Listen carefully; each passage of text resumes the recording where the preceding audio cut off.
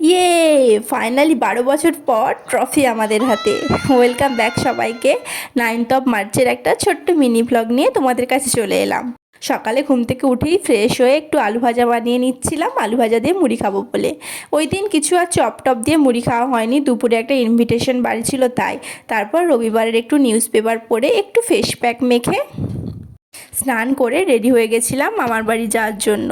মামার বাড়ি যেহেতু ওদের ছাদ ঢালাই, তাই নেমন্তন্ন করেছিল। আমাদের এখানে একটা নিয়ম আছে, মানে মোটামুটি কাদের বাড়িতে ভালো কাজ হলে তাই তারা নেমন্তন্ন করে। আর মামাদের যেহেতু নিজেদের, তাই আমাদেরকে নেমন্তন্ন করেছিল। এই দুটো পিচ্চি বাচ্চা একেবারে এত আনন্দ করছিল ফোন দেখতে দেখতে, কি আর বলবো। আর তারপর খেতে বসে গেছিলাম, ভাত ডাল ঘ্যাট আলু ভাজা মাংস চাটনি খেয়ে দিয়ে বাড়ির দিকে রওনা হলাম।